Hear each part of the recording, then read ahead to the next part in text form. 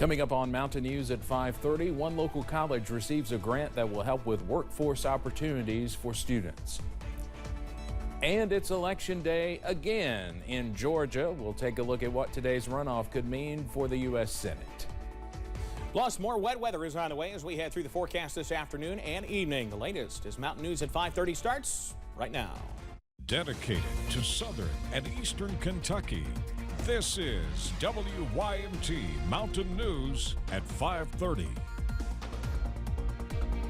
Good evening, I'm Steve Hensley. Hazard Community and Technical College recently received a large grant from the Department of Labor that will ultimately impact workforce opportunities for youth and adult HCTC students. WYMT's Alyssa Williams has more. Thanks to the Department of Labor, Hazard Community and Technical College has more than $1 million to help expand a few of their programs. This grant is called the WORK Grant. That's Workforce Opportunity for Rural Communities. And what it will do is it will allow us to work with both adults and youth in work and learn opportunities so that we can get them out into the workforce more quickly. This grant will directly impact HCTC's K-Tech program, an initiative that provides high school students with apprenticeship and dual credit opportunities. Instead of investing hundreds of thousands of dollars in being a pharmacist, maybe that's not what they need to do. Maybe they really need to go into nursing. And so this kind of helps them guide them through the 4 years of high school into the career pathway that they're meant to go into. This grant aims to apply these same principles of the K-Tech program to non-traditional students as well. Being able to take those two components and kind of pull them together, embed one with the other, just opens the door for more opportunities. The grant will also help HCTC in their development of an application called Handshake, which will connect students with employers. We want to be the match.com for local employers to our college students, but that also gives us the opportunity to match employers to these high school students so that our employers can be mentors. Helping to create a stronger workforce across the Commonwealth. In Hazard, Alyssa Williams, WYMT Mountain News. Through this grant, HCTC aims to help students for paths in construction, transportation and logistics, manufacturing, allied health, and business and information technologies.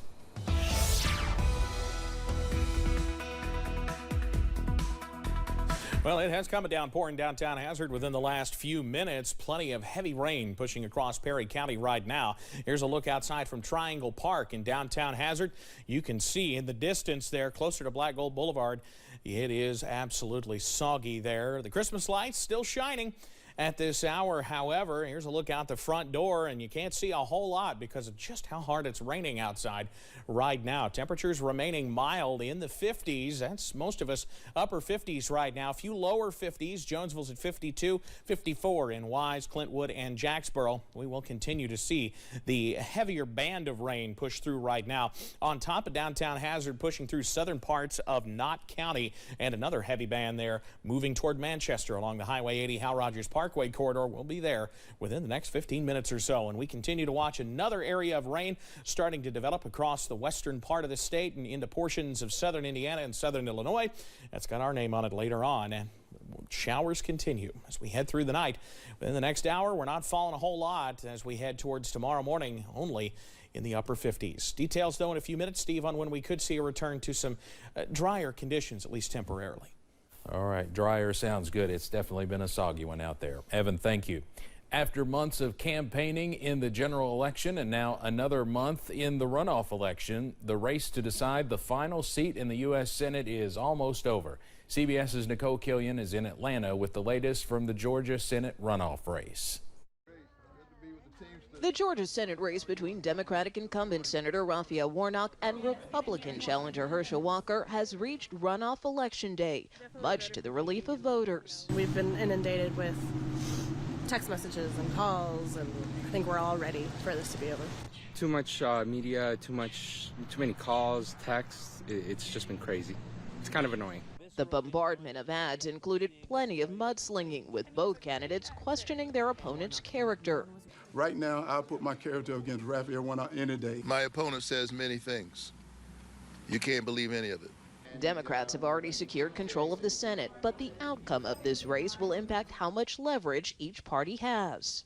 Both campaigns are counting on strong turnout and hope rainy weather won't keep voters home.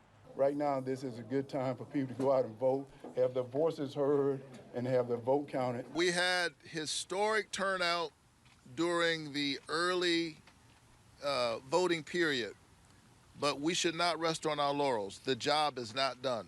With nearly 2 million votes cast in early voting, turnout has already exceeded expectations. Everybody assumed we'd have a decent amount of early vote, but not nearly 2 million altogether. Nobody saw that. More than 1 million people are expected to cast ballots today, with an average wait time of about 2 minutes.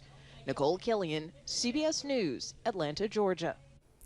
Federal records show Warnock's campaign has spent about $170 million on the campaign so far, nearly 3 times as much as Herschel Walker's campaign, which has spent nearly $60 million. Congressman Andy Biggs says he will be a candidate for the House speakership on January 3rd. The hard-right Arizona Republican lost a bid last month for his conference's nomination to be the next speaker. His candidacy in January will only make it harder for House Republican leader Kevin McCarthy to claim the speaker's gavel on the first ballot. To become speaker, a candidate needs 218 votes on the House floor. With Biggs's candidacy, McCarthy detractors can now vote for an alternative to run the new House, which will have 222 Republican seats. If McCarthy can't win the necessary 218 votes on the first ballot, it will go to multiple ballots until someone wins 218 votes, a situation that has not happened in nearly a century. The future of our nation's military budget hangs in the balance in Washington this week. The crucial funding package is stalled as the parties negotiate about a vaccine mandate. Hundreds of billions of dollars that should be headed to the Department of Defense is hung up in Congress. The issue at hand, Senate Republicans want to get rid of the vaccine mandate currently in place for military personnel. Florida Senator Rick Scott is one of a number of Republicans still pushing for a vote on an amendment that would get rid of the mandate instituted last year.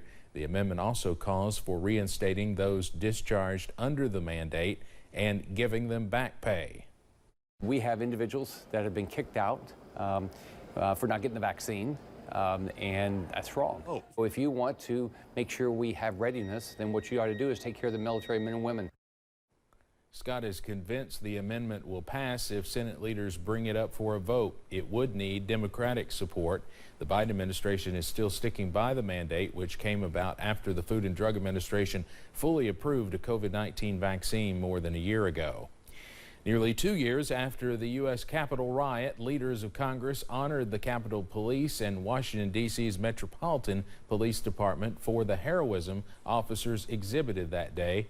CBS's Michael George reports from New York.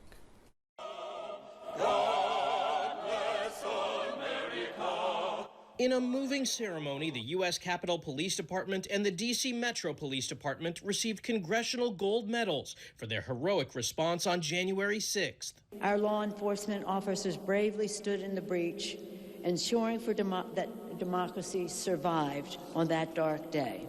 The highest honor Congress awards came 23 months to the day after rioters attacked the Capitol in an effort to stop lawmakers from certifying the 2020 election of President Biden. Thank you for having our backs. Thank you for saving our country. Capitol Police Chief Thomas Manger recognized the officers who paid the ultimate sacrifice, including Officer Brian Sicknick. For us, it was a day defined by chaos, courage, tragic loss, and resolve.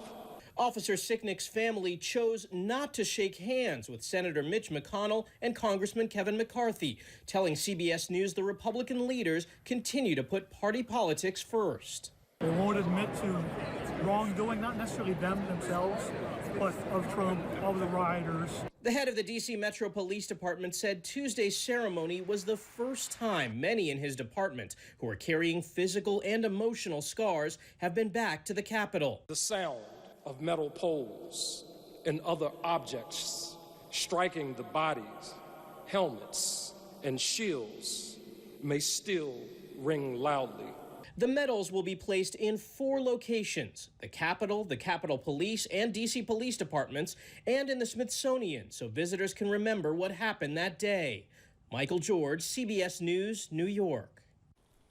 The ceremony comes the same day the chairman of the House committee investigating the attack said the committee will make referrals recommending criminal prosecution to the Justice Department by the end of the year. A federal judge has given the Justice Department an extra week to meet deadlines for a special master to review documents seized by the FBI at Mar-a-Lago. The decision comes from the same judge who appointed the special master. It also comes days after an appeals court threw out that original order last week. Former President Donald Trump has until this Thursday to appeal that decision. In the meantime, the new ruling postpones the special master's work for a week. Former Trump senior advisor Stephen Miller testified once again today before the January 6th federal grand jury in Washington, D.C. The White House speechwriter was subpoenaed by federal investigators months ago and also appeared before the federal grand jury last week. Miller's testimony is related to the probe into Trump's role in the efforts to impede the transfer of power following the 2020 election. Miller could provide firsthand details of the former president's preparations for his speech on January 6th, particularly the statements about Vice President Mike Pence. For months, federal investigators have sought information from Trump's inner circle to gather insight into his state of mind before his supporters attacked the Capitol. Coming up on Mountain News at 5:30, online shopping can be quick and easy, but are you using the safest way to pay? We'll show you why reaching for one type of card could open you up to bigger losses. Plus, not much rest for the waterlogged as we head through tonight and the week as a whole. How much rain we could see coming up after this.